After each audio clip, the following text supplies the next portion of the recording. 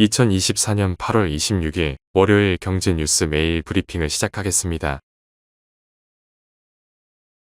최근 미국 증시에서 기술주 약세에 이어 롤러코스터 장세가 펼쳐지면서 불안감이 여전한 가운데 금융투자업계가 AI 대장주 엔비디아 실적 발표를 주시하고 있다. 현지 시간 24일 로이터 통신 등에 따르면 엔비디아는 28일장 마감 후 2분기 실적 및 가이던스를 발표할 예정이다. 엔비디아가 가이던스를 통해 2025에서 2026년 반도체 수요가 탄탄하다고 밝힐 경우 이는 기업들이 AI 분야 투자를 지속할 것이라는 긍정적인 신호로 해석할 수 있다. 다만 최근에 연이은 어닝 서프라이즈로 인해 높아진 시장의 기대치를 충족할 수 있는지가 관건이다. 그래픽 처리 장치 신제품 블랙을 공급 지연에 대한 입장 표명도 지켜볼 필요가 있다는 평가가 나온다. 이 밖에 이번 주 발표되는 경제지표도 증시에 영향을 끼칠 수 있다. 30일에는 미 연준이 주시하는 물가지표인 개인소비지출 물가지수 7월분이 발표된다. 29일에는 주간 실업보험 청구 건수와 미국의 2분기 국내 총생산 성장률 잠정치가 나온다. 다음 뉴스.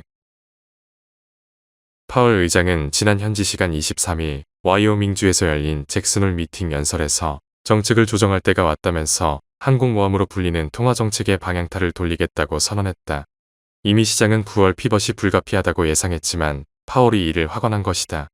파월 의장은 사실상 인플레이션과 전쟁도 끝이 나고 있다고 선언했다. 그는 인플레이션은 크게 감소했고 인플레이션이 2%로 돌아가는 지속 가능한 경로에 있다는 나의 확신은 더 커졌다고 말했다. 그의 임무는 이제 물가가 아닌 고용 안정이다.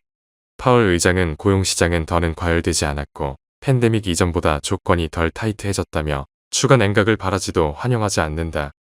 고용시장 둔화는 틀림없는 사실이라고 말했다. 특히 시장은 파월 의장이 B컷 가능성을 차단하지 않았다는 점에 주목했다. 다음 뉴스.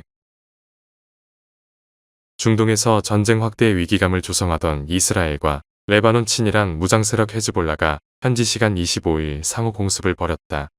헤즈볼라는 지난달 레바논 수도 베이루트에서 고위 지휘관 푸아드 슈크르가 이스라엘 폭격에 사망한 데 대한 보복으로 다수의 드론과 로켓을 동원해 이스라엘 공격을 시작했다고 밝혔다. 헤즈볼라는 이스라엘 북부로 로켓 320발 이상을 발사하고 드론을 날려보내 군사기지 11곳을 타격했다고 주장했다. 양측의 공방은 약 1시간가량 이어진 것으로 알려졌다. 이스라엘은 즉각 대비 태세에 나섰다. 요아브 갈란트 이스라엘 국방장관은 이날 오전 6시부터 48시간 동안 전국 비상사태를 선포했다. 이와 관련해 미국 국가안전보장회의 대변인은 미국은 이스라엘의 방위권을 계속 지지하며 조 바이든 대통령이 당국자들에게 이스라엘과 지속해서 소통하도록 지시했다고 밝혔다. 다음 뉴스.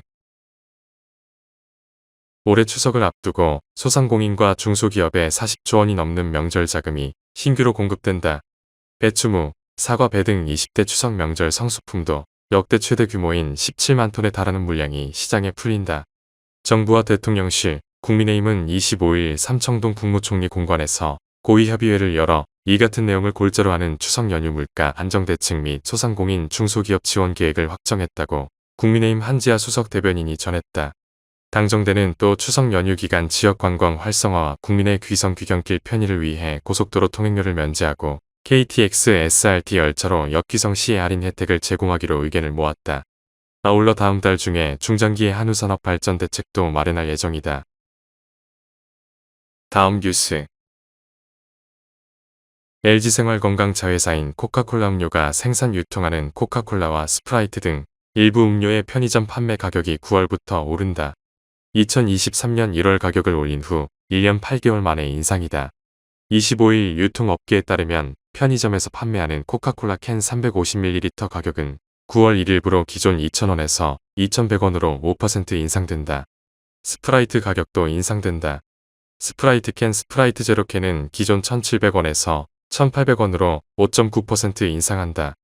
LG생활건강 측은 수입 원부자재 및 인건비, 제조비용 상승 등 제품 전반에 걸친 지속적인 원가 상승 압박에 영향으로 부득이하게 편의점에 공급하는 일부 제품의 출고가를 9월 1일부터 평균 5% 인상하게 됐다고 설명했다.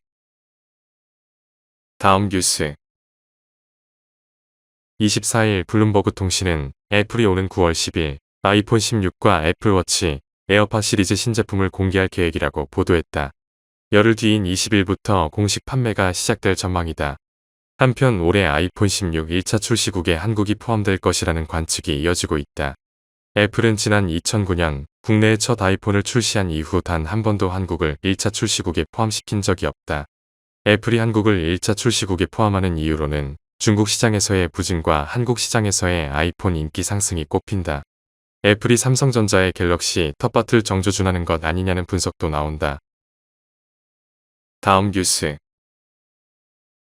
국민연금이 SK이노베이션과 SKENS 간 합병의 반대표를 던지기로 하면서 이번 결정이 두산그룹 사업구조 개편에 미칠 파장에도 관심이 쏠린다.